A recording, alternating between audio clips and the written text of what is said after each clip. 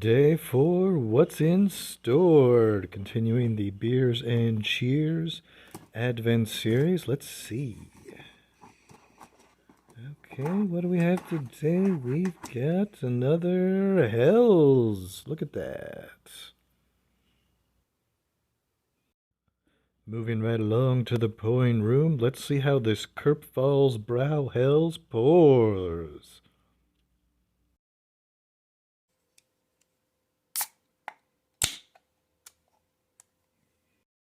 According to the information available in the beer tasting app, this particular beer is based on a recipe from the 1950s, and the label also heralds back from that era. Bit of a retro throwback.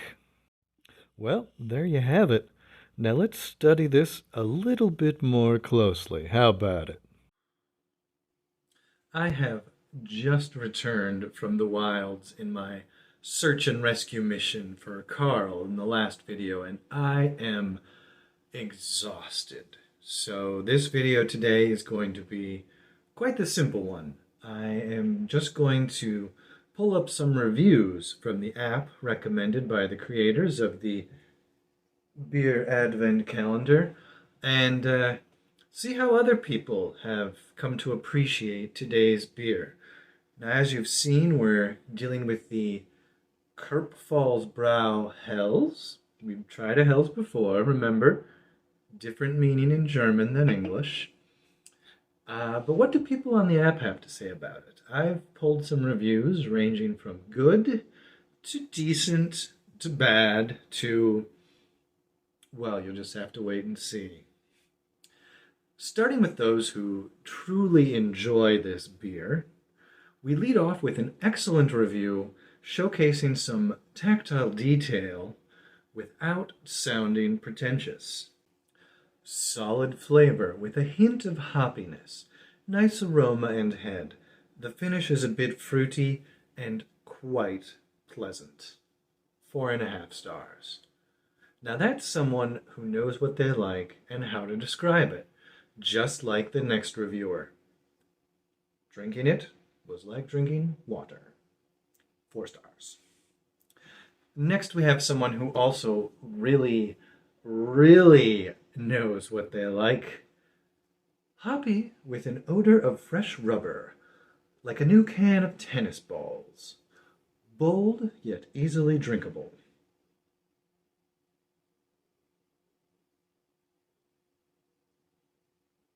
Oh, Barkeep.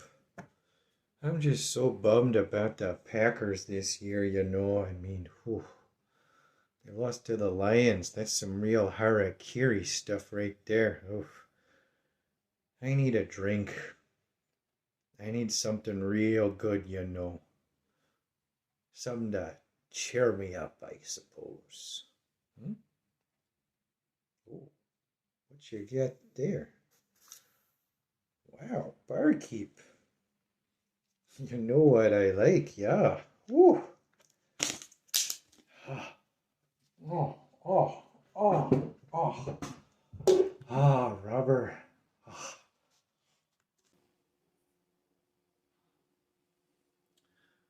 Our final highly positive review has been interrupted. Hi, Carmen. No, you're not rubbing that. Our final highly positive review comes from a Japanese reviewer who has taken the succinct style of Japanese poetry to new heights with Hachimitsu.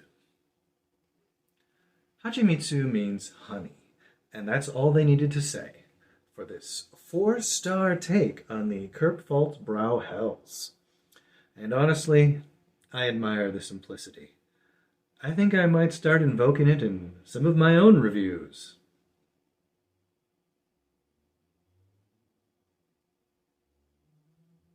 That's right. Next, we have what the first-year French students call comme ci, comme ça.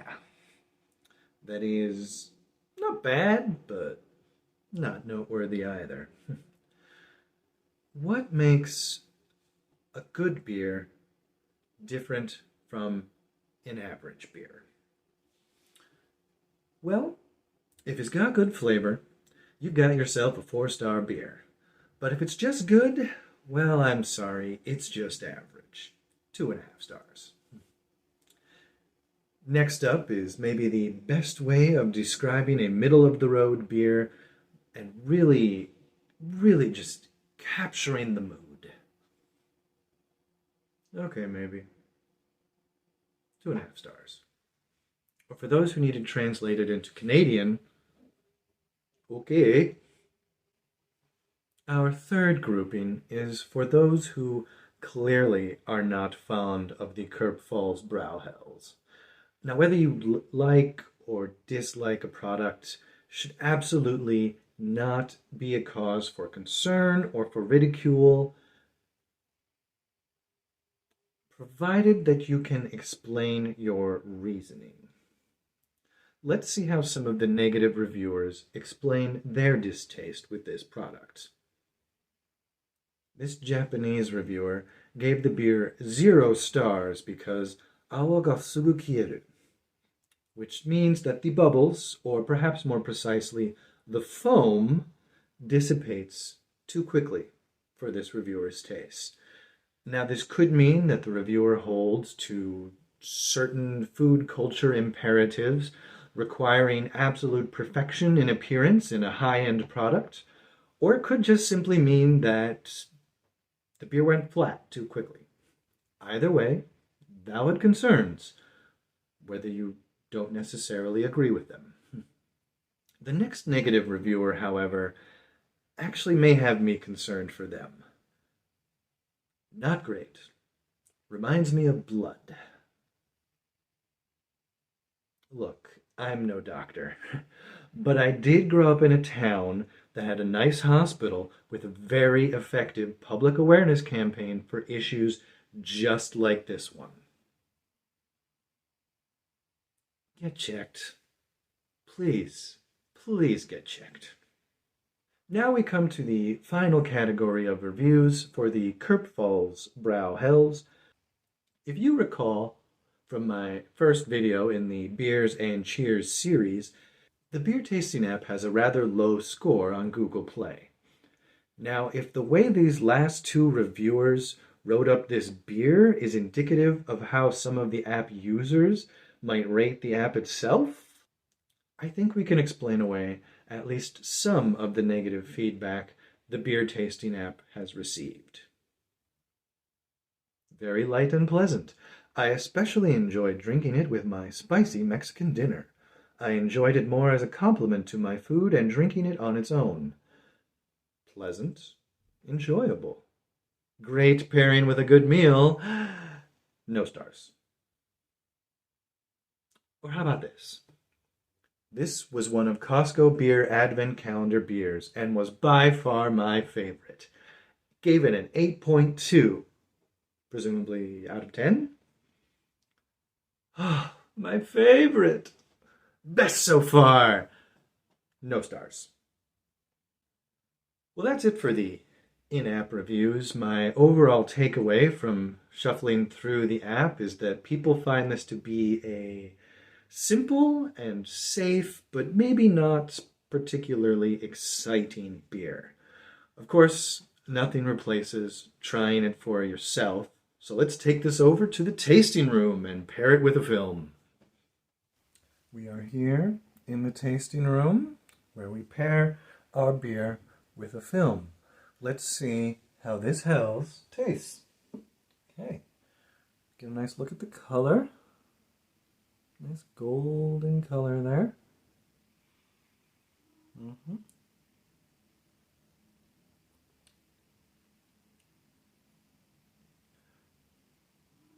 not finding this as creamy as the first Hells, but it is, of course, very similar. It's light, it's pleasant.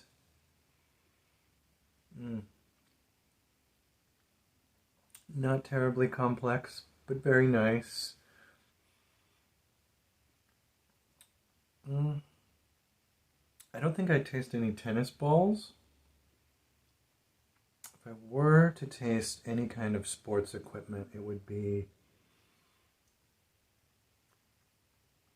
probably pickleball. No, badminton. Badminton. Definitely no blood. So, reviews aren't everything. Okay, so what movie should we pair with this? Have a beer that's simple, straightforward, just down the middle, gets things right, not terribly complicated, but doesn't need to be complicated because it's just pleasant as it is. You could say that about a lot of holiday films, but for me, as I'm sipping it, as I'm experiencing the simple pleasantries of this beer, I'm reminded of this actor who was in a lot of films that I adored when I was a child, including a very successful holiday film from 1988. Now, I only found out as an adult that he actually started in Shakespeare, was a theater actor, trained in Shakespeare, and then his career took a hard comedic turn in cinema. You might even say a childlike turn. And that's what he's come to be known for primarily, so much so that it's perhaps shocking to people to find out his truly serious origins. And I think that comes through in the comedies that he's in particular the Christmas film I'm thinking of, which, most people would say is a very straightforward, very simple film, but because he has such critical acting chops, he elevates the silliness in the comedy to a level that is, I wouldn't say Shakespearean, but definitely classic. What film am I talking about? Well, that would be Ernest Saves Christmas. A film that... What? Then watch it again, okay? How many times does this taxi driver from Orlando have to help Santa find his replacement in just the nick of time for us to realize that Jim Varney was a national treasure? Ernest Saves Christmas. Watch it again. You'll thank me.